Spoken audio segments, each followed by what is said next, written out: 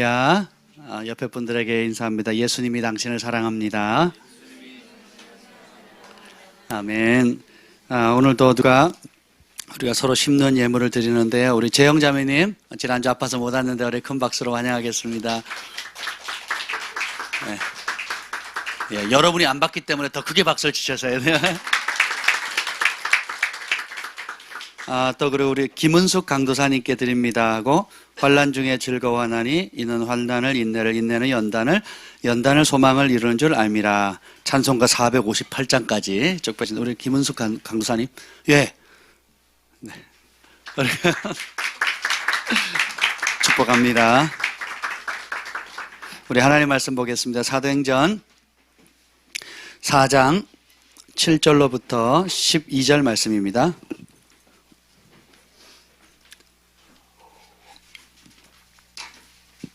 사도행전 4장 7절로 12절 말씀.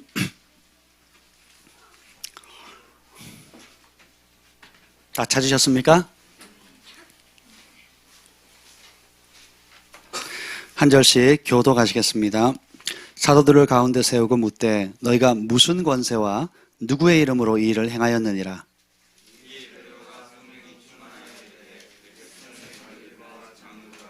만일 병자에게 행한 착한 일에 대하여 이 사람이 어떻게 구원을 받았느냐고 오늘 우리에게 질문한다면,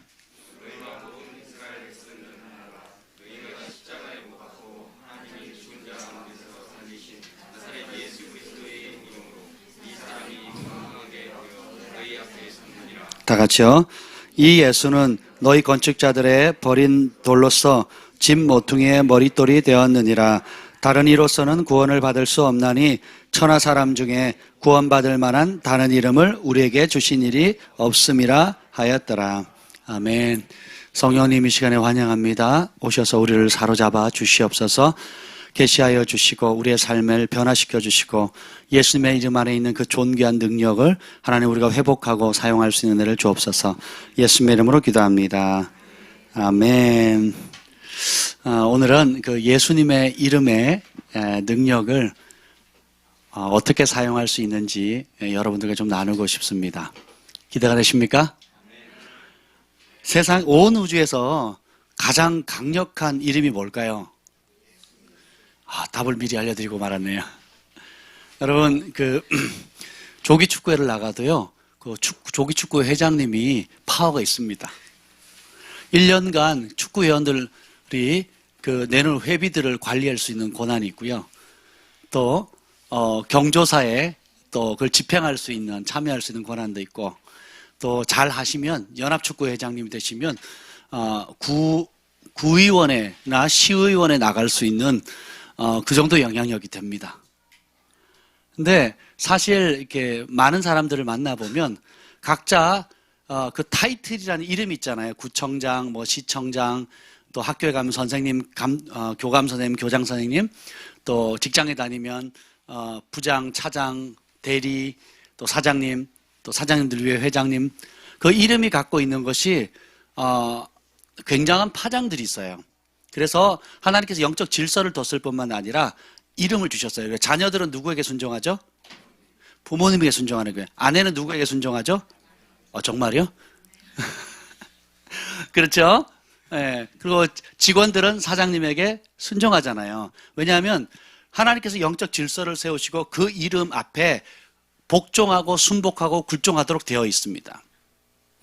제가 전국체전 처음 이제 부산에서 열렸을 때에, 제가 이제 강원도 대표 선수로서 이제 나아갈 때 참 재미있었던 게 있었습니다.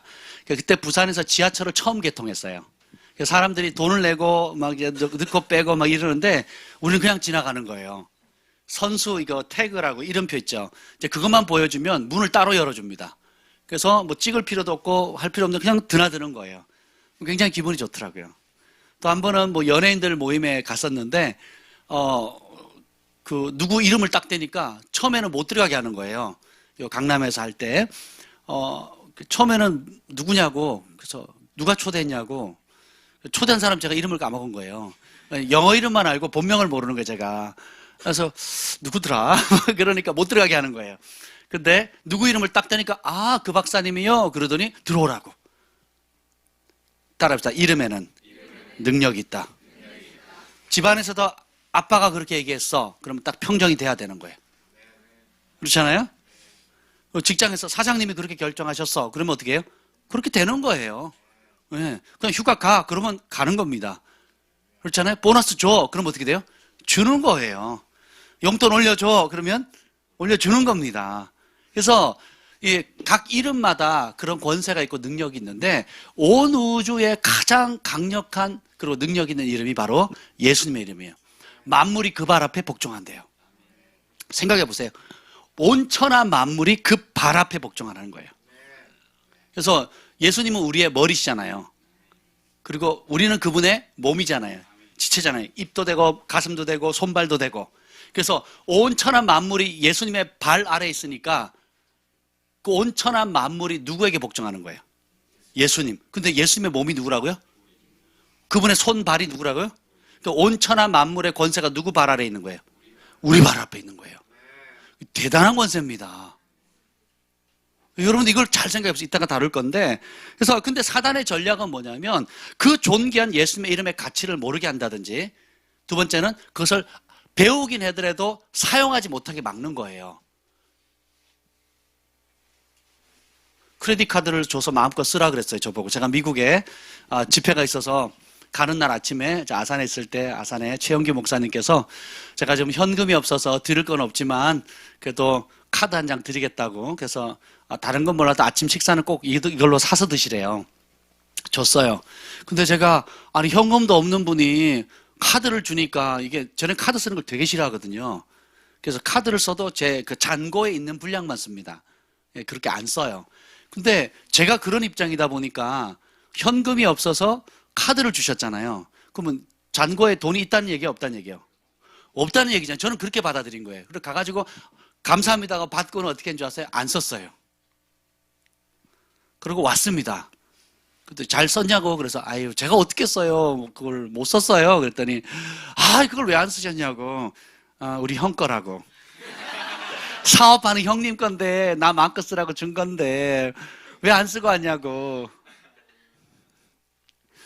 줘도 못 쓰나. 이제 그 말이 되는 거예요. 근데 우리가 웃지만 실제로 우리의 삶 가운데 예수님의 그 존귀한 이름을 줬는데 안 써요. 첫째, 어떻게 쓰는지 모르고. 두 번째, 배워도 믿음이 없어 못 쓰는 거예요. 그 사용하는 법을 배워야 돼요. 그래서 오늘 예수님의 이름 사용법에 대해서 알려드리려고 합니다. 기대가 되십니까? 아멘. 그래서 예수님의 이름은 능력이 있는데 그 능력을 언제 사용하느냐? 그 첫 번째가 뭐냐면 따라합시다. 죄의 문제를 해결할 때. 여러분, 예수님의 이름 자체가 뭐죠? 예수, 지저스란 뜻이 뭐예요? 누가복음에 보면 자기 백성을 그 죄에서 구원할 자라 그랬습니다. 그 예수님이 이 땅에 하나님께 파송을 받아 오신 목적이 뭐라고요? 저와 여러분의 죄의 문제를 해결하기 위해서 오셨어요. 근데 어떤 누구도 인간의 죄의 문제를 해결할 수가 없습니다. 예수님을 제외하고는. 왕이 죄의 문제를 해결할 수 있어요? 유엔 사무총장이 온 인류의 죄의 문제를 해결할 수 있습니까? 교장 선생님이요? 아니면 돈 많이 번 기업가가 이 죄의 문제를 해결할 수 있나요? 돈 많이 번 기업가도 죄 가운데 빠져 있어요. 헤어나지를 못합니다. 권력자들, 정치인들, 나름 성공했다고 하는 사람도 죄의 문제에 빠져가지고 헤어날 수 있어 없어요? 죄의 삭승 사망이요? 하나님의 은사는 그리스도 예수 안에 있는 영생이라고 그랬거든요. 그러니까 죄의 대가는 다 죽음인데 죄로 말미암아 질병이 오고 죄로 말미암아 가난이 오고 죄로 말미암아 지옥에 떨어지는 거예요. 그 문제를 그 어떤 권력자, 알렉산더 대왕이든지 뭐 폭군인 그 히틀러라든지 온 지구촌 전체를 쥐었다 폈다 할 수 있는 그런 권력자들도 결국 죄의 삭슨 뭐라고요? 사망으로 죽음에 떨어지고 그런 결과를 초래할 수밖에 없었다는 겁니다. 한 번 죽는 것은 사람에게 정한 것이고 그 외에는 뭐가 있다? 심판이 있대요. 그 심판을, 하나님의 준후한 심판을 이기게, 그 문제를 해결할 자 있다 없다? 없다는 거예요. 그래서 하나님께서 독생자 예수님을 보내신 겁니다. 그래서 여러분이 죄 가운데 빠지면 어떻게 해요? 사도행전 3장 19절 읽어봅시다. 3장 19절. 바로 옆이니까 19절 읽어보겠습니다. 시작.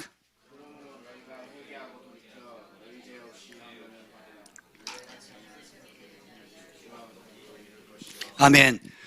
자, 죄의 문제가 있을 때 이제 해법이 생긴 겁니다. 뭐예요? 그러므로 이제 너희가 회개하고 돌이키라. 그러면 너희 죄 없이함을 받는다는 거예요. 그리고 20절 읽어보겠습니다. 20절 시작. 또 주께서 너희를 위하여 예정하신 그리스도 곧 예수를 보내주신대요. 누구에게? 회개하는 자에게.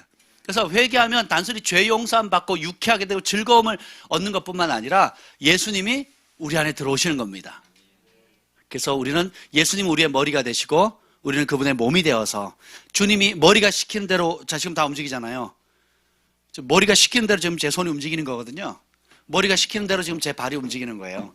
머리가 시키는 대로 제가 입이 움직이듯이 예수님이 주인이 되면 예수님이 시키는 대로 우리가 손을 쓰게 되고 발길을 움직이게 되고 그 마음을 품게 되는 겁니다. 아멘. 그럼 어떻게 해요? 유쾌하게 되는 날이 오는데 세상이 줄 수 없는 기쁨이 오는 거예요. 세상이 빼앗아갈 수 없는 평강이 오게 되는 겁니다. 이 예수님의 이름 가운데 첫 번째 가장 존귀한 능력은 바로 죄의 문제를 해결할 때 사용할 수 있는 겁니다. 천하에 다른 구원받을 이름을 준 적이 있다 없다? 없다. 오직 예수님만 여러분의 죄의 문제를 해결해서 죄로부터 끄집어낼 뿐만 아니라 죄를 이길 수 있는 능력도 주시는 거예요. 그러니까 내 잘못이니까 이것도 잘못했네 덮고 잘못했네 씻어주고 여기서 끝나는 게 아니라 그 죄를 이길 수 있는 능력을 주는 겁니다. 이게 예수님의 보혈의 능력입니다. 아멘. 그래서 그런데 여러분이 용서를 받았는데 또 죄를 지으면 어떻게 할까? 요한일서 1장 9절에 보면 만일 우리가 우리의 죄를 자백하면 따라합시다. 고백하자. 인정하자. 시인하자. 겸손히 나아가자. 제가 양육을 할 때나 혹은 개인적으로 상담을 할 때거나 혹은 예언할 때 제일 어려운 케이스가 뭐냐면요. 그 사람의 영적 상태를 얘기했을 때 인정하지 않는 사람은 참 어렵습니다. 그러니까 인정하지 않는다는 것은 동의하지 않거나 그것을 겸손하게 그걸 받아들일 마음이 없게 되면 아무리 좋은 말씀을 줘도 그것이 들어가요, 안 들어가요? 그래서 예수님께서 요한계시록에 보면 내가 문 밖에 서서 문을 두드린다는 거예요. 강제로 부시고 들어갈 능력이 있어요, 없어요? 있지만 인격을 존중해 주기 때문에 어떻게 해요? 열어주기를 기다리고 계신다는 겁니다. 그래서 주님이 두드리고 계시는 거예요. 그래서 여러분들이 첫째로 죄의 문제를 여러분들이 일상에 예수님께서 제자들의 발을 씻기겠다고 하니까 베드로가 안 된다 그랬죠. 그랬더니 안 씻어주면 나랑 관계없다 그랬더니 예수님 뭐라 그래요? 그러니까 베드로가 이렇게 다 씻어달라 그러죠. 그랬더니 예수님 뭐라 그럽니까? 이미 씻긴 사람은 그럴 필요 없다. 손과 발만 씻으면 된다 이거예요. 여러분이 이미 씻김을 받은 거예요. 근데 하루에 아침에 나갈 때 뭐예요? 저녁에 돌아오면 손발 씻잖아요. 그렇죠? 그냥 여러분 손발 더럽히려고 돌아다니신 거예요? 다니다 보니까 묻는 거잖아요. 그래서 그렇지만 그걸 하루 안 씻고 이틀 안 씻고 열흘 안 씻고 1년 안 씻어보세요. 손발이 어떻게 되는가? 더러워져요. 여러분 더러운 인생 살면 안 되잖아요. 그거 마찬가지입니다. 여러분이 일상의 삶을 가다가 하나님 앞에 여러 범죄한 일이 떠오르게 되면 어떻게 하면 됩니까? 그 죄를 고백하면 되는 겁니다. 인정하는 게 굉장히 중요해요. 그래서 여러분이 들을 마음을 가지고 나오는 것, 하나님 앞에 나오는 것, 예배 드리러 올 때도 목사님 말씀을 목사님을 통해서 주시는 하나님의 말씀을 겸손히 듣겠다는 마음으로 오게 되면 놀라운 변화들이 있게 되는 겁니다. 아멘. 그래서 만일 우리가 우리의 죄를 자백하면 저는 미쁘시고 의로우사 우리의 죄를 용서하시고 우리를 모든 불의에서 깨끗하게 하신다는 거예요. 따라합시다. 모든 불의.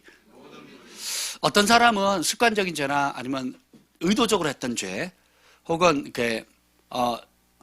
특별히 어떤 충격적인 어떤 사건들 과거 이런 것 때문에 그런 정죄감들이 있어요. 남자나 여자나 노약자나 누구든 상관없이 이런 죄는 하나님께 날 용서할 수 없을 것이다 라고 하는 그런 사단의 정죄감이 있습니다.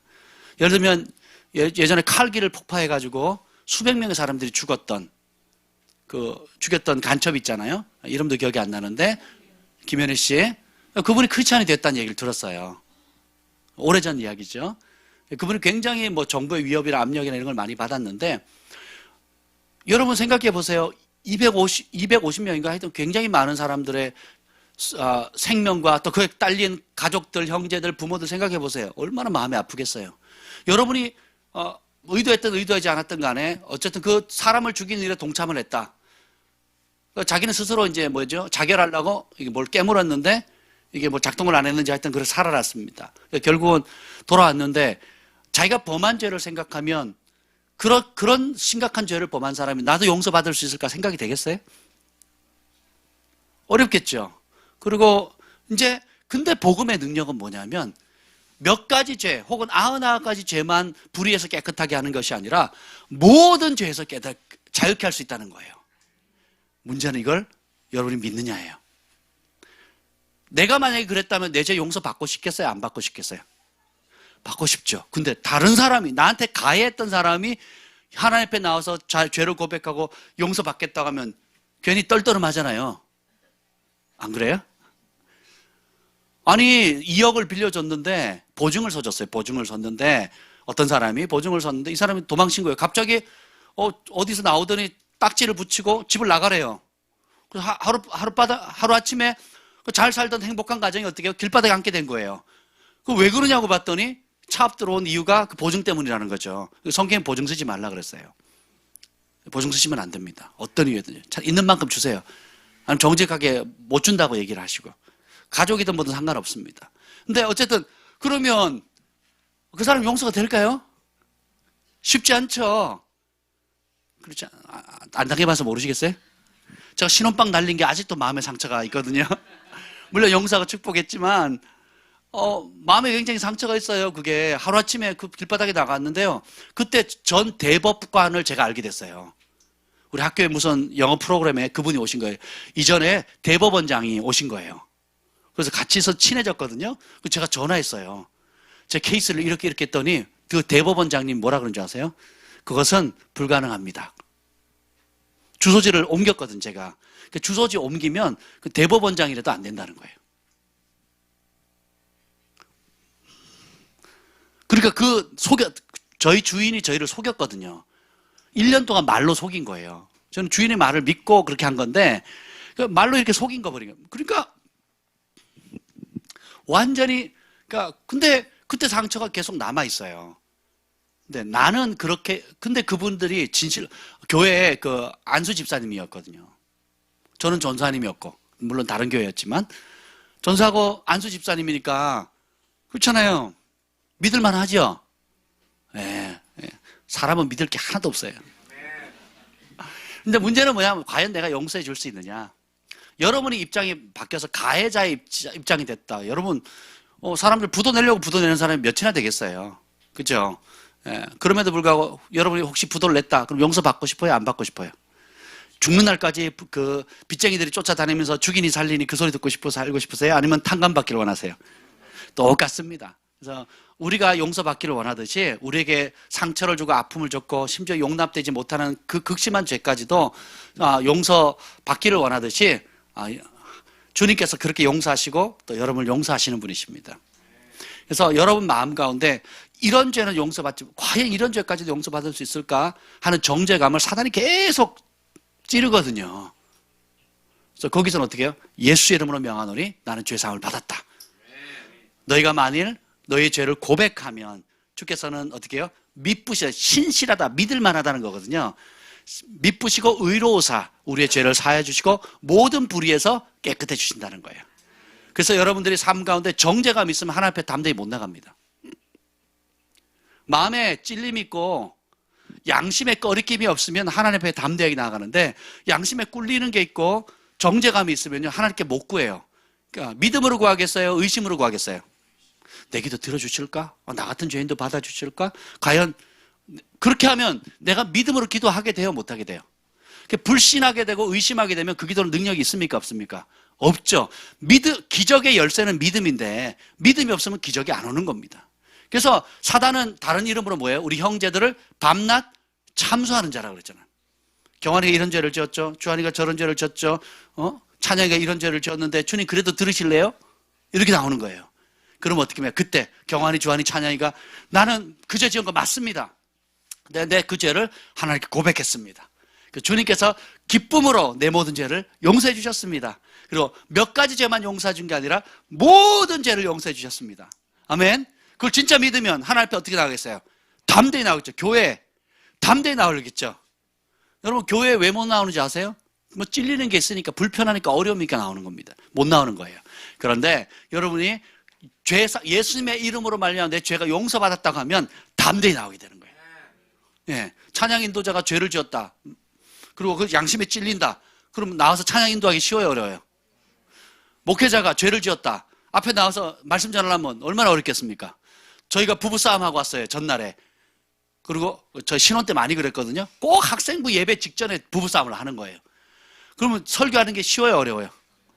죽을 지경이죠. 내 집도 못 다스리면서 어떻게 남에게 가르치나 막 그러면서 운 적이 한두 번이 아닙니다.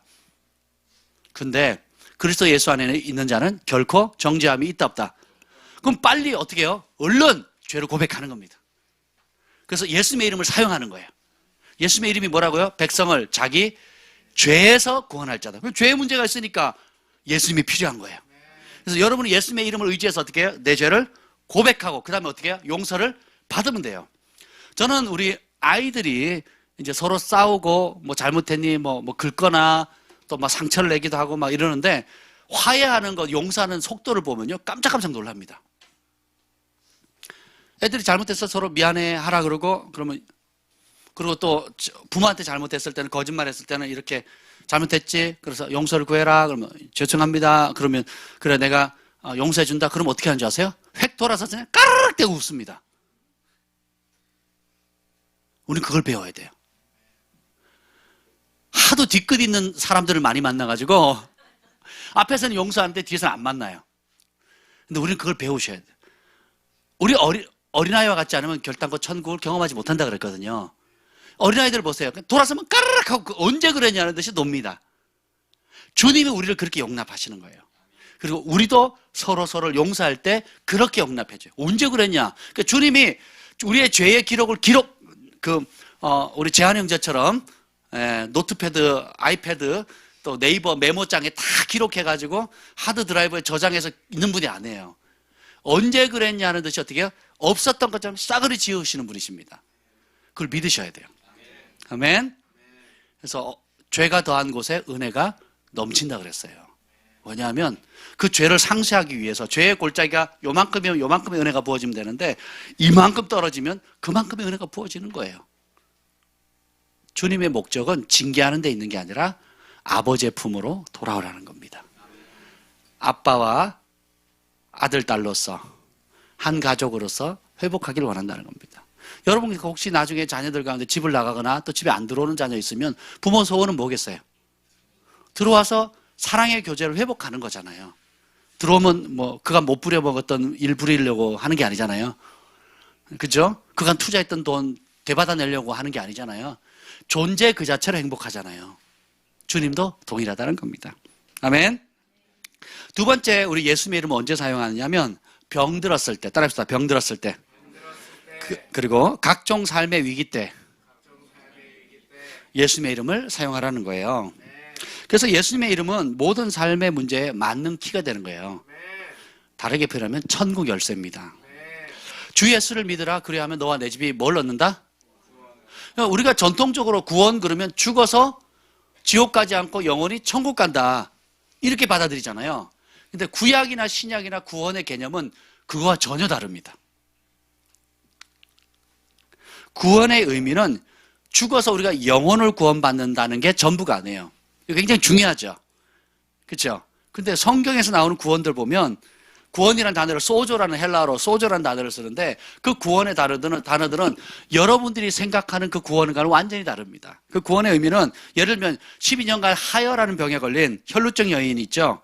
의사도 포기했고 돈 다 낭비했습니다.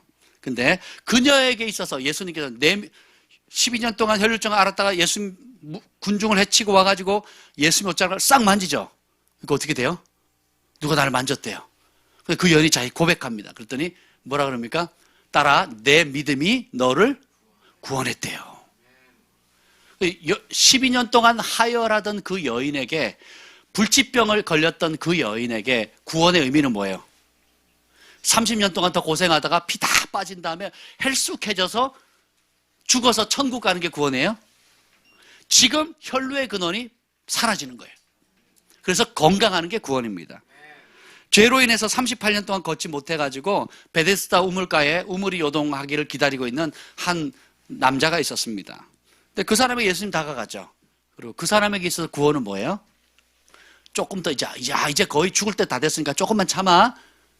그리고 죽은 다음에 내가 천국 보내줄게. 그러지 않는다는 거예요. 예수님께서 어떻게 해요? 38년 동안 걷지 못했던 사람을 이렇게 세웁니다. 내 침상을 들고 가라. 그리고 다시는 죄 짓지 마라. 그러시잖아요. 그래서 못 걷던 사람에게 구원의 의미는 뭐예요? 그러니까 각 사람의 가장 절박하게 지금 요청하는 그 부분에 예수님의 이름을 초청하면 어떻게 돼요? 그것으로부터 구원받는 것, 자유케 되는 것입니다. 특별히 여러분, 문둥병은 율법에 의하면 가족들도 만질 수가 없어요. 가족들하고 함께 지낼 수도 없습니다. 우리 주한이가 일주일에 한 번씩 집에 오는데 얼마나 보고 싶은지 몰라요. 오면 얼굴 보고 그 다음날 가요. 되게 보고 싶은 거예요. 근데 문둥병은 만질 수도 없고 안아줄 수도 없고 심지어는 어떻게 해요? 마을 근처에 오지를 못해요. 따로 격리되어서 삽니다. 근데 그 사람에게 구원은 죽은 다음에 새 몸을 얻는 게 아니에요. 지금 이 순간에 그 문둥병으로부터 깨끗해지는 겁니다. 처참한 기근 가운데 마지막 먹고 죽으리라고 고백했던 사렙다 과부가 있어요. 그리고 그 아들이 있습니다. 3년에 우로가 내리지 않아서 먹을 것이 다 떨어진 거예요. 이번에 무슨죠? 모비딕 영화. Heart of the Sea 이건가요? 근데 그 영화 제가 보지는 못했는데 우리 아이들이 보고 왔는데 뭐 내용이 뭐냐고 물어봤어요. 그랬더니 그 고래 잡으러 갔다가 큰 고래에 파손돼 가지고 배는 다 산산조각 나고 구조선 타고 세계로 나눠 가지고 90일 동안 표류하면서 생존하는 이야기래요. 근데 그 생존 가운데 그 90일을 그 바다 위에서 물 없이 지내려니까 얼마나 고통스럽겠습니까? 그래서 처음에는 누가 죽었을 때 죽은 시신을 버리지 않고 그 시신을 먹는 거예요. 그걸 먹고 나니까 또 다시 생명을 연연할 방법이 없잖아요. 그래서 이러다 다 죽게 생긴 거예요. 그래서 어떻게 합니까? 추첨을 해가지고 제비를 뽑아서 한 사람이 당첨됩니다. 그 사람을 죽여서 이제 잡아먹자고. 그러니까 그 선장이 뽑혔는데 자기 조카에게 총을 쏘라고 그러니까 조카가 자기 몸에다 총을 쐈대요. 그래서 그 조카의 몸을 나머지 사람들이 먹고 그렇게 해서 90일간 생존했다는 실화 이야기입니다.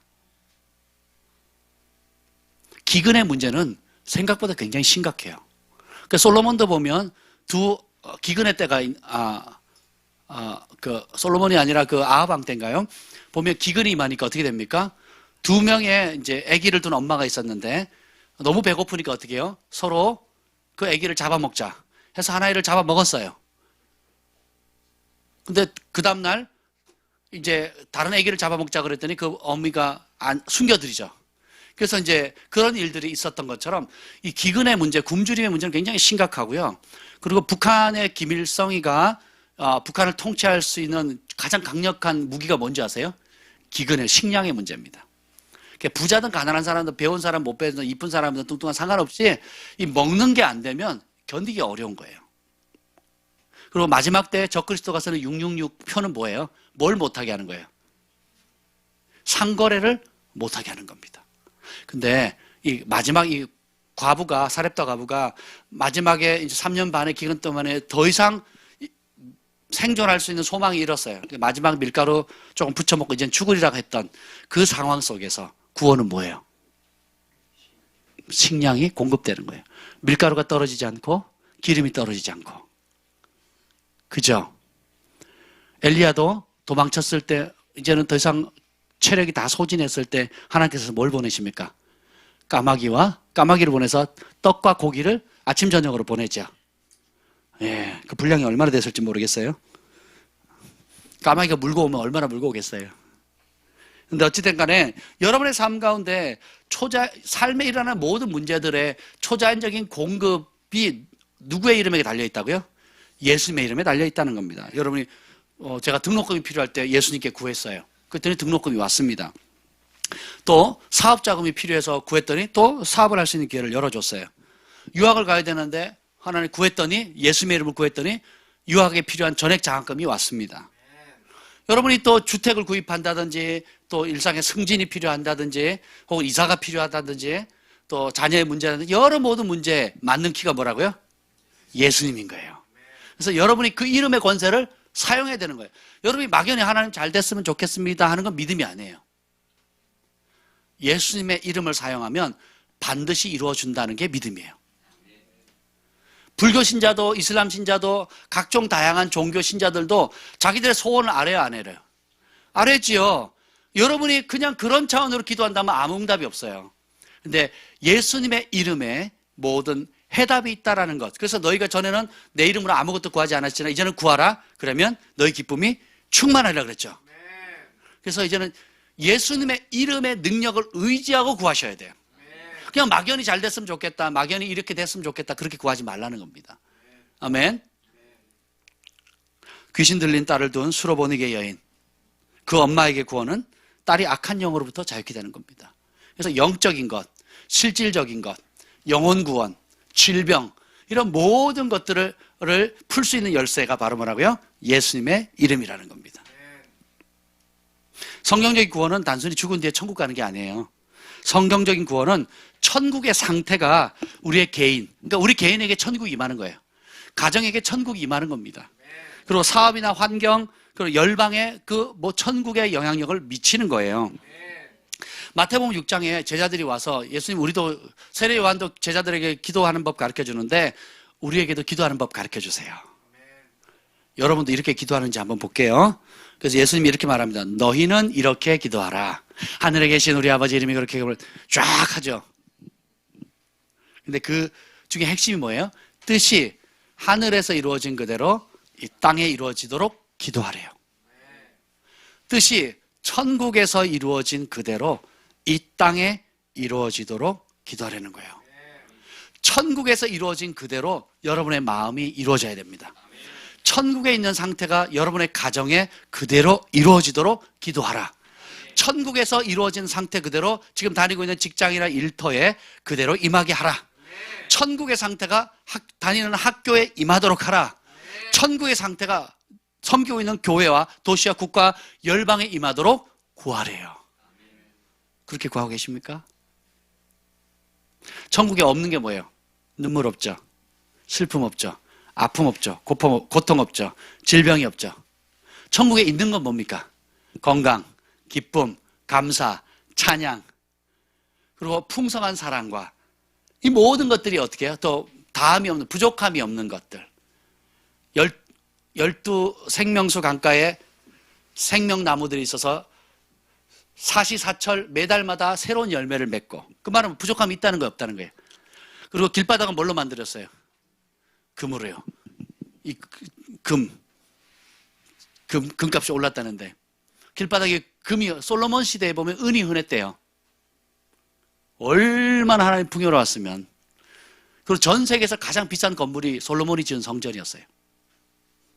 그리고 그 시대에 은이 흔했더라 이렇게 나와요. 한 사람이, 한 민족이 하나님을 경외하고 하나님 은혜 가운데 있으니까 은이 흔해져 버리는 거예요.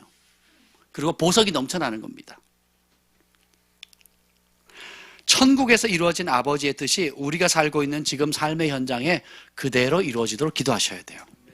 천국에 귀신 들린 사람이 있어요, 없어요? 없으니까 수로보니게 여인이 귀신 들린 딸을 때문에 오니까 예수님이 내 믿음이 구원하였다 하니까 어떻게 돼요? 귀신이 떠나는 겁니다. 문둥병이 있습니까? 없지요. 못 걷는 사람이 있어요? 천국에는 그래서 휠체어가 없다. 보통 날아다닌다 그러더라고요. 여러분, 지금 여러분은 어떻게 기도하고 있습니까? 정말 예수님의 이름을 의지하고 있습니까? 그리고 그 예수님의 이름을 가지고 천국이 지금 여러분의 마음 가운데, 내 마음의 분노와 아픔과 쓴뿌리가 있으면 이 마음이 뭐가 됩니까? 지옥이 되는 거예요. 근데 내 마음 가운데 예수님의 이름이 다스리게 되면 천국이 돼요. 그래서 우리 특히 중고등학생들, 청년들, 어느 대학을 갈지, 어느 직장을 취업해야 될지, 누구랑 만나서 결혼해야 될지, 온갖 막연한 것들에 대한 이게 불안함들이 많거든요. 그래서 조급해지기도 하고 또 여러 가지 실수들을 많이 하게 되죠. 물론 그것도 배움이지만, 근데 더욱 중요한 것은 예수님이 너희는 이렇게 기도하라 뜻이 하늘에서 이루어진 그대로 네 마음 가운데 일하도록 기도해라. 그래서 하늘에서 예비된 배우자를 놓고 기도해야 되고, 하늘에서 예비된 대학을 가는 거고, 하늘에서 예비된 직장을 가는 겁니다. 하늘에서 예비된 사업을 하게 되는 거예요. 하늘에서 예비하신 부르심의 자리에 있는 겁니다. 그래서 하늘에서 이루어진 그대로 너희 삶에 이루어지도록 뭐하라? 기도하라. 누구의 이름으로? 예수님의 이름으로. 그러면 주님께서 들으신다는 거예요. 아멘. 그래서 그 핏값으로 예수님께서 주신 그 존귀한 이름, 핏값을 지불하고 사셨잖아요. 그것을 우리가 받았는데 여러분은 그 존귀한 이름을 얼마나 사용하고 있습니까? 카드는 긁을 때마다 사용이 되는 거예요. 그렇죠? 그렇지 않습니까? 근데 아무리 좋은 카드를 줘도 안 쓰면 어떻게 돼요? 아무 소용이 없는 거예요. 사도행전 3장에 보면 내게 있는 은과 금은 내게 없거니와 내게 있는 것으로 내게 주노니 곧 나사렛 예수 이름으로 일어나 걸으라. 우리 안에 모든 기적을 행할 수 있는 능력이 주어져 있어요. 그 능력의 이름, 그 존귀한 이름 예수님이 여러분에게 주어져 있습니다. 사도행전 4장 10절 오늘도 보면 읽어보겠습니다. 4장 10절 한 목소리 읽겠습니다. 시작.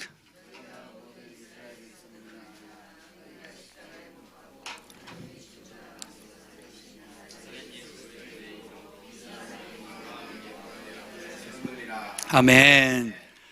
40년 동안 나면서 걷지 못하게 된 성전 미문에 앉아있던 거지를 일으켜 세웠을 때 어떻게 했냐 그랬더니 나사렛 예수 그리스도의 이름이 이 사람을 건강하게 만들었다는 거예요. 아멘. 그 이름은 저와 여러분의 것입니다. 우리는 치료받을 것이 아니라 치료받았어요. 베드로후서 2장에 보면 그가 채찍에 맞음으로 너희가 나음을 얻을 것이다? 얻었대요. 그래서 그 말씀의 약속을 내 것이 되도록 계속 선포해야 됩니다. 채찍에 맞음으로 나을 것이다? 나았다라는 거예요. 그래서 우리의 기도는 뭐예요? 천국에 있는 그대로, 천국에 질병이 있어요, 없어요? 내 몸에 질병이 있으면 합법이에요, 불법이에요? 불법이죠. 그래서 어떻게 해요? 천국에 있는 그대로 내 몸에 이루어지도록 어떻게 진 것을, 이미 이루어진 것을 선포해야 되는 거예요. 누구의 이름으로?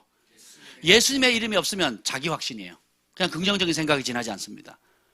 역사하기도 하고 안 하기도 해요. 근데 예수님의 이름은 반드시 역사합니다.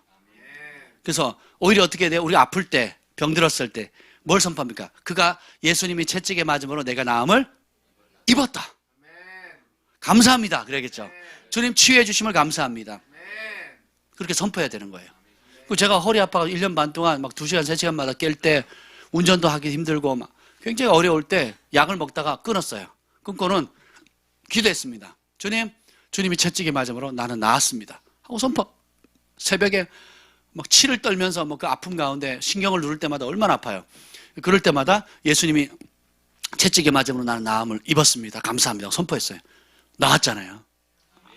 예, 허리 안 아파본 사람 몰라요. 예, 아파봐가지고 온갖 주사 맞고 병원 CT 찍고 MRI 찍고 군대에서는 의과사 제대하라 그러고 막 난리를 쳤는데 그럼에도 불구하고 주님이 멀쩡하잖아요. 운동도 하고. 주님의 은혜입니다. 그래서 예수님의 이름 안에 치유의 능력이 있습니다. 자, 베드로는 나면서 40년간 한 번도 걷지 못한 사람을 일으켰어요. 누구의 이름으로? 베드로의 경건의 이름으로? 40일 금식한 능력으로? 예수님의 수제자라는 이름으로? 누구의 이름이에요? 오히려 사람들은 수제자니까 그랬죠.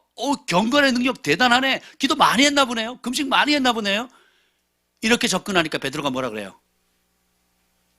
사람 모르세요? 자 봅시다. 3장 12절 읽어봅시다. 3장 12절.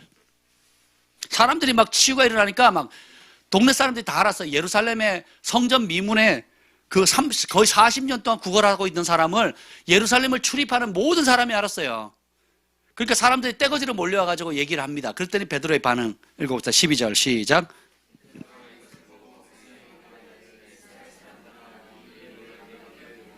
우리 개인의 권능과 경건으로 이 사람을 걷게 한 것처럼 왜 우리를 주목하느냐.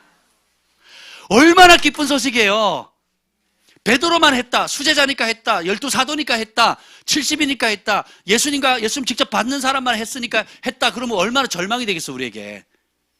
그렇잖아요. 우리의 개인의 권능과 경건으로 이 사람을 걷게 한 게 맞다 틀리다? 아니라는 거예요. 왜 우리를 주목하느냐? 그럼 뭘 주목해야 된다는 거예요? 밑에 쭉 보면 예수님의 이름을 주목하는, 16절에 보면 예수로 말미암아 난 믿음이 완전히 낫게 하였느니라.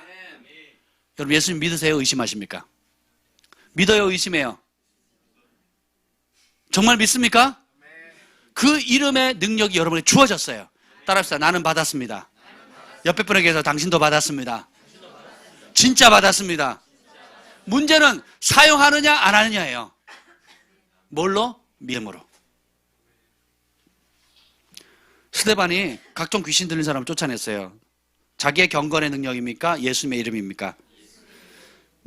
바울과 실라는 점치는 귀신 들린 사람의 그 귀신을 쫓아내줬어요. 누구의 능력으로? 예수님의 이름으로. 스미스 위글스워스는 예수님의 이름으로 그의 삶 가운데 10명 이상의 죽은 자를 살렸어요. 온갖 기적들을 행하셨고요. 하이디 베이커 목사님 예수님의 이름으로 그분의 사역 가운데 250명의 죽은 자를 살아났습니다. 그리고 오늘 지금 이 순간에도 매일 삼시세끼 10,000명의 고아들을 먹여요. 누구의 이름으로? 여러분 우리 6식구 밥 먹이는 게 쉽지가 않아요. 우리 어머니가 그걸 다 먹이지만 하루 3끼 그 밥하는 게 쉬운 게 아닙니다. 그렇잖아요. 그리고 때로는 혼자 자취하는 친구들 자취해 보셨죠? 내 밥 내가 챙겨 먹는 것도 쉬워요, 어려워요? 그러니까 어떻게 해요? 자꾸 나가 사 먹죠. 삼각김밥 사 먹고. 삼각김밥 먹지 말아요. 그거 완전히 MSG 덩어리래요. 쌀을 3년 전 거 사용하고요. 그리고 그 맛을 내기 위해서 온갖 MSG 폭탄이래요. MSG 폭탄. 맛은 좋잖아요. 그리고 유통기한은 뭐 오늘 내일까지 뭐 이러면 좋을 것 같은데 우리 경환이가 좋아한대요. 하여튼 몸에 안 좋은 건 맛있어. 햄, 스팸을 스팸 취급하셔야 돼요. 이런 맛있다고 드시면 안 돼요. 저희 집에 스팸 선물하지 마세요. 우리 아이들 스팸 먹으면 바로 아토피 나옵니다. 거의 100%예요, 100%. 스팸 구워서 되게 맛있잖아요. 저도 가끔씩 먹는데 저는 워낙 이렇게 농약에 단련이 돼가지고 뭐 MSG 단련돼서 괜찮은데 우리 아이들은요 먹죠. 그러면 온몸이 그냥 난리가 납니다. 우리 온유는 막 카도 긁어가지고요. 막 딱지가 이만큼 크게 생길 정도로. 여러분 그런 거 선물하지 마세요. 예, 독약을 선물하는 거 똑같습니다. 데이비드 호금 선교사님은 이제 우리 멕시코 가는데 예수님의 이름으로 죽은 자를 500명 이상 살렸어요. 그리고 그 외에 온갖 기적들이 납니다. 데이비드 호금 목사님은 그냥 할아버지 같잖아요. 그렇죠? 근데 사람에게 능력이 있는 게 아니라 그 사람이 누구의 이름을 의지하느냐는 그 믿음에 달려 있는 거예요. 엘리야도 야고보서에 보면 우리와 성정이 똑같은 인간이다. 따라서 엘리야도 인간이다. 모세도 인간이다. 데이비드 호금 목사님도 인간이다. 500명 살렸으니까 안 피곤하겠죠? 밥 안 먹어도 되겠죠? 아니요, 똑같아요. 이제 여러분이 그 존귀한 이름을 사용할 때가 됐습니다. 세 번째는 예수님의 이름을 언제 사용해야 되냐면 기도할 때 사용하는 거예요. 요한복음 14장 13절에 보면 너희가 내 이름으로 무엇을 구하든지 내가 행하리니 이는 아버지로 하여금 아들로 말미암아 영광을 받으시게 하려 함이라. 내 이름으로 무엇이든지 내게 구하면 내가 행하리라. 누구의 이름으로? 몇 가지 구할 수 있다고요? 무엇이든지 everything 구할 수 있다는 겁니다. 그러니까 여러분의 삶의 모든 영역에 도장을 찍으면 통과되는 맞는 키가 있습니다. 예를 들면 이제 떨기나무인가요? 무슨 책을 쓰신 신의 산이 아라비아 반도에 있다라고 하는 걸 검증하신 분이 있어요. 이분이 무슬림의 지도자인 어떤 탑 리더의 왕자님의 한의 주치의가 됐어요. 근데 이분이 우연히 어디를 갔는데 어느 지역을 갔는데 진짜 신의 산이 있는 곳을 발견한 거예요. 아라비아 반도에. 제가 한참 들었는데 너무 좋더라고요. 거기 가보면 호렙산 그리고 또 신의 산이 이제 같은 산이 아니라 떨어져 있는 산이에요. 근처에 있는. 그리고 지금 우리가 이스라엘에 가면 성지순례 가는 신의 산에는 출애굽한 흔적이 하나도 없어요. 이스라엘 백성들이 이스라엘 정부가 몇 년을 탐구해가지고 막 6.1 전쟁 때 뺏어가지고 뒤져봤는데 흔적이 하나도 없는 거예요. 그리고 여러분 고대 지도에 보면 그 출애굽할 때 지도 나오잖아요. 그러면 다 물음표예요. 다 물음표. 왜냐면 그런 명칭이 있다 없다? 없어요. 근데 아라비아 반도에 가면 있습니다. 근데 이분이 몇 년간 이게 그 왕자의 주치의가 됐으니까 어떻게 그걸 하게 됐냐면 철조망을 쳐가지고 접근 금지 구역입니다. 아무도 못 들어가요. 근데 그게 신의 사라는 걸 알고 난 다음부터 어떻게 하냐면 사인 하나 해달라 그랬어요.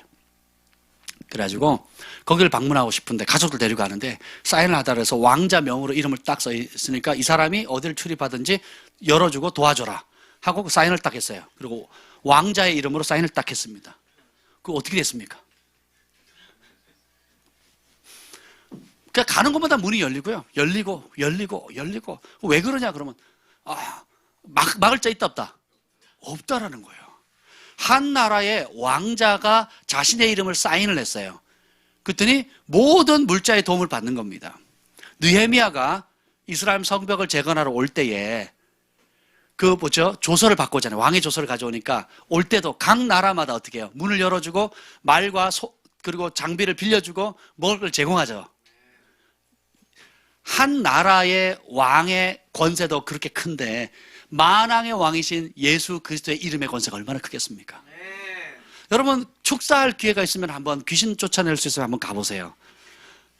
그러면 여러분이 예수님의 이름이 얼마나 능력인지 그때 압니다. 내 이름으로 박철수의 이름으로 명하노니 떠나가라 들어요 안 들어요? 꿈쩍도 안 합니다. 막 푸닥거리하고 장정들이 팔다리 잡고 별짓을 해도요 그 귀신이 말 들어요 안 들어요? 근데 예수님의 이름으로 잠잠하라 조용합니다. 신기해요. 제 삶 가운데 몇 번 축사할 일이 있었는데 제가 귀신을 불러낸 적은 없어요. 근데 말씀 전하고 기도하거나 그냥 예배 가운데 있기만 해도 사람들이 이렇게 막 드러나거든요. 그러면 다른 이름으로 하면 소용이 없습니다. 예수님의 이름을 쓰면 그들이 굴복해요. 신기합니다. 귀신만 굴복하는 게 아니라 온 우주 만물이 그분의 이름 앞에 굴복하는 거예요. 그래서 그 이름을 사용하시길 바랍니다. 그래서 요한복음 16장 26절 보면 그날에 너희가 내 이름으로 구할 것이요 내가 너희를 위하여 아버지께 구하겠다는 말이 아니니라.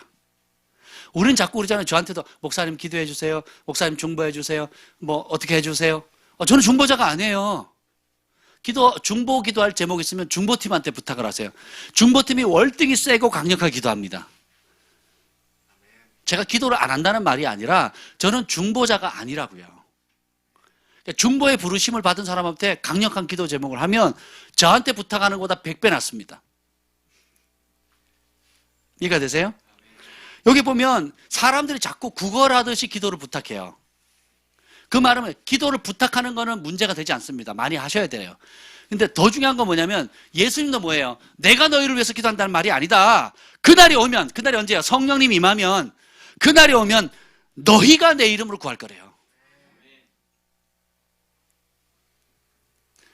크레딧 카드 줘서 가서 밥 사 먹으라고 줬는데 배고플 때 언제든지 사 먹으라고 줬는데 유학 간 아이에게 그걸 주는 겁니다. 부모가 이 카드 필요할 때마다 써라.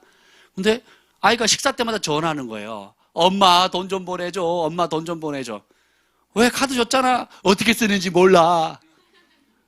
우습잖아요. 근데 우리가 그러고 산다는 거예요. 그리고 누가 조금 더 기도하거나 또 뭐 영적으로 뭐 타이틀이 있거나 위치가 있으면 뭐 더 무슨 능력이 나올 것처럼. 물론 그럴 수 있죠. 근데 더 중요한 건 뭐예요? 그날이 되면 너희가 내 이름으로 구한다는 거예요. 내가 너희를 위해서 기도한다는 게 아니라는 겁니다. 물론 예수님께서 중보자로 우리를 위해서 밤낮으로 기도하지만 이미 어떻게 해요? 열쇠를 준 겁니다. 어린아이 때는 보세요. 아이들에게 먹을 거 입을 거 다 부모가 챙겨주죠. 근데 이제 고등학교, 대학교 가게 되면 어떻게 해요? 적절히 용돈 주고는 어떻게 해요? 지네들이 알아서 다 먹고 사 먹고 다 하죠. 안 해요? 용돈을 안 주세요? 용돈 안 주면 노가다를 해서라도 돈을 벌지요. 스스로 하잖아요. 기도의 영역도 마찬가지인 겁니다. 이제 여러분에게 예수님의 이름이 주어졌어요. 그 이름으로 구하시길 바랍니다. 요한복음 16장 23절 24절에 재미있는 말씀 나옵니다. 그날에는 너희가 아무것도 내게 묻지 아니하리라. 내가 진실로 진실로 너에게 이르노니 너희가 무엇이든지 아버지께 구하는 것을 내 이름으로 주시리라. 지금까지 너희가 내 이름으로 아무것도 구하지 아니하였으나 구하라 그리하면 받으리니 너희 기쁨이 충만하리라. 지금까지 너희가 내 이름으로 아무것도 구하지 않았어요. 근데 구하라 그러면 받을 텐데 너희 기쁨이 충만해진다는 거예요. 제가 유학 가기 위해서 3년을 기도했는데 어느 날 전혀 뜬금없이 그 사실을 누구에게도 안 알려줬거든요. 근데 어떤 분이 와서 식사를 대접하시더니 목사님 유학 가세요. 전액 장학금을 대겠습니다. 그러는데 얼마나 행복한지 예수님의 이름에 능력이 있습니다. 아멘. 대학원 등록금이 필요했는데 울면서 기도했어요, 정말. 근데 어느 날 갑자기 목사님 등록하셨어요? 그래서 아니요. 그랬더니 등록을 보내주시겠다는 거예요. 왜 보내줬냐 그랬더니 사실은 제가 아니라 제 아내가 기도하다가 환상을 봤어요. 환상 중에 목사님이 등록금 달라고 기도하는 모습을 봤고요. 음성이 들렸대요. 네가 등록금을 대라. 이게 내 이름으로 기도해서 된 겁니까? 예수님의 이름으로 기도한 거. 말도 안 나오네. 그날에는 너희가 아무것도 내게 묻지 않는데요.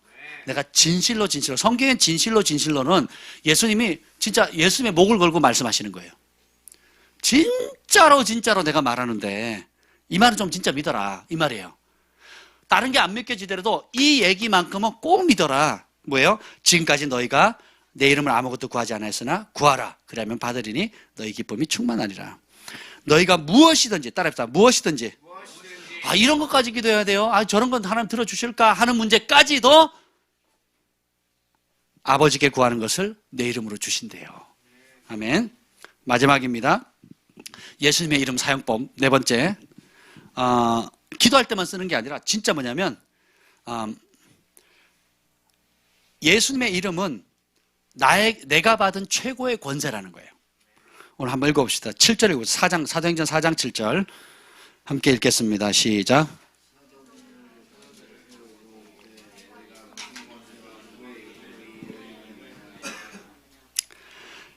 자, 관리들, 장로들, 서기관들, 대제사장들, 정치인들, 종교인들 다 모인 그 회당에서 이렇게 얘기합니다. 산헤드린에서 사도들 가운데 떡 세워놓고 묻는 질문이 너희는 무슨 권세와 누구의 이름으로 이 일을 행하였느냐? 오늘 요한복음에 아까 읽었던 그 말씀은 사실 간청하는 게 아니에요. 영어로는 demand입니다. demand. 그거는 뭐냐면 강제력이 있다는 거예요. 예를 들어 이런 거겠죠. 우리 승만 형제가 지금 아이패드를 가지고 있어요. 미니패드를 가지고 있어요. 근데 승만아 나 그거 필요한데 이렇게 너 하나 주면 안 되겠니? 이렇게 얘기하는 거하고 이렇게 얘기하는 거야. 승만아 그거 내 거야. 내놔. 가져와. 하는 거하고 어때요? 비슷해.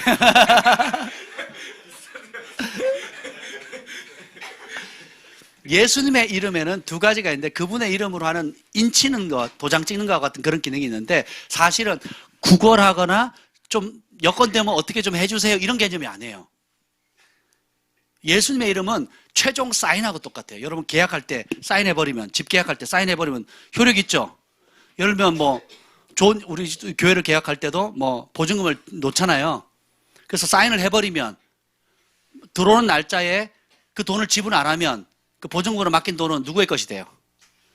상대방 계약자에게 가버리는 거죠. 그러니까 사인이 이름이잖아, 이름. 그런 능력이 있다라는 거예요. 그래서 이 예수님의 이 산헤드린에 있는 대제사장들이나 이런 정치인들은 똑같이 말해요. 무슨 권세와 누구의 이름으로 니네가 그 짓을 했냐? 예수님의 이름은 권세입니다.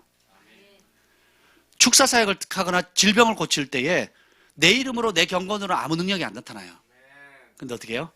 예수님의 이름을 예수님 제발 귀신 떠나게 해주세요 이렇게 구하는 게 아니에요. 예수님 제발 이 병 낫게 해주세요 이렇게 구하는 게 아닙니다. 예수님의 이름으로 암은 떠나가라. 예수님의 이름으로 귀신은 떠나갈지어다. 예수님의 이름으로 어둠의 권세는 떠나가라고. 예수님의 이름으로 물질은 오게 될지어다. 예수님의 이름으로 은총의 문이 열릴지어다. 예수님의 이름으로 관계의 문들이 열릴지어다. 사업의 기회가 열릴지어다. 재정이 오게 될지어다. 이름에는 권세가 있다는 거예요. 여러분이 대통령의 이름으로 사인을 해가면서 제발 한번 좀 어떻게 안 될까요? 좀 내가 밥 사드릴게 좀 어떻게 안 될까요? 이런 식으로 구하진 않잖아요. 우리 사극에 보면 어명이요 사약을 받으시오. 그럼 어떻게 돼요?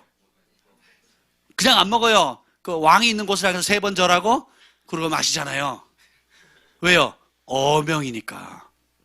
왕의 명령이니까. 그래서 여러분은 그냥 왕이 아니라 만왕의 왕께서 주신 왕 대신 예수님의 그 존귀한 이름을 여러분 받은 겁니다.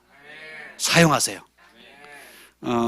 우리 재한 형제가 자꾸 재한 형제 얘기해서 간증을 하니까 제가 처음 결혼했을 때는 우리 교회 왔을 때는 아프면 막 난리가 나는 거예요. 세훈자매랑 우리 예언이 때문에 어떻게요? 새벽에도 응급실 가고 응급실 갔다는 연락을 무지 많이 받았어요. 그 문제 터지면 애가 좀 아프면 어디 가요? 병원에 가는 거예요. 특히 첫 아이 낳은 부모는 그게 심합니다. 둘째 아이는 지쳐서 못 가고요. 셋째 아이 때는 신경도 안 써요. 첫 아이는 뭐 너무너무 신기하잖아요. 얘를 어떻게 해야 될지 모르니까.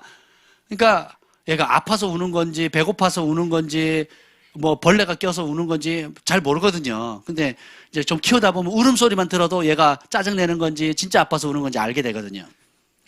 근데 처음에는 그런 문제가 뻥뻥뻥 터지면 어떻게 해요? 바로 응급실로 달려갔어요. 근데 요즘 어떻게 바뀐 줄 아세요? 딱 그럼 바로 그런 상황 속에서 애가 너무 아파하면 예배하고 기도하고 방언하고 찬양하는 거예요. 그리고 예수님의 이름으로 계속 축복하고 예수님의 이름을 사용하는 겁니다. 예수님의 이름의 능력을 많이 경험하고 싶죠? 그 비법은 많이 쓰는 만큼 옵니다. E.W. 캐년이라는 목사님이 유명한 목사님 계신데 그분이 이 사실을 알고 교회에 적용했더니 이렇게 책망하는 거예요. 오늘날 모든 그 전 세계에 있는 교회가 예수님의 이름을 사용하는 법을 모른다고요. 그리고 사용하지 않는다고. 17절 한번 읽어볼까요? 17절 읽어봅시다. 4장 17절 시작. 이것이 민간에 더 퍼지게 못하게 그들을 위협하여 이후에는 이 이름으로 아무에게도 말하지 말게 하자. 그들을 불러 경고하여 도무지 예수의 이름으로 말하지도 말고 가르치지도 말라. 초대교회 붕이 빵 터졌을 때 제사장들은 본능적으로 알았어요.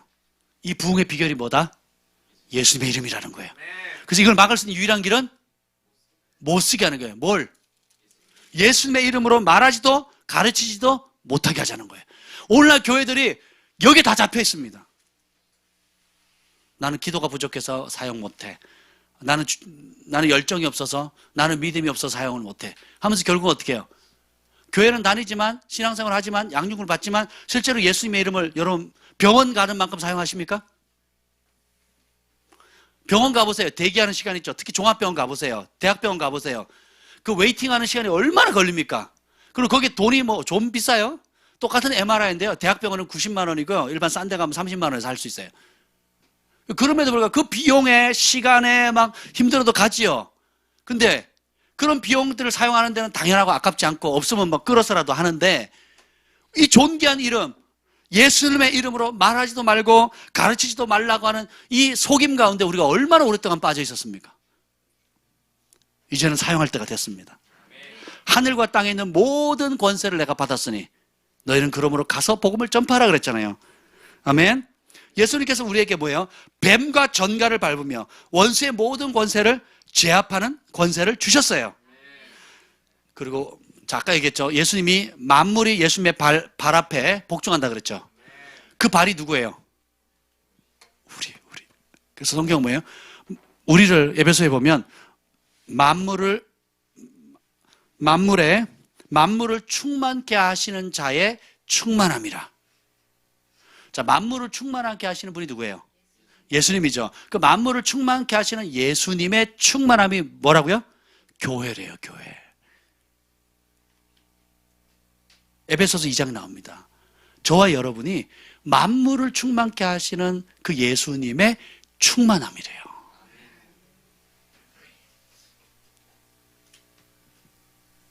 사단은 거짓말쟁이입니다. 속이는 자예요. 예수님은 진리를 비춰주시는 분이에요. 그래서 이 계시가 여러분에게 임하면 어떻게 돼요? 여러분의 문제 가운데 이 예수님의 이름을 무조건 적용하는 겁니다. 구걸하는 차원이 아니라 권세를 사용하는 거예요. 아멘. 오늘 그 은혜가 여러분에게 넘치길 바랍니다. 이제 여러분 가슴에 손을 대시길 바랍니다. 따라합시다. 나는 예수님의 이름을 사용할 것입니다. 그 이름의 권세는 내 것입니다.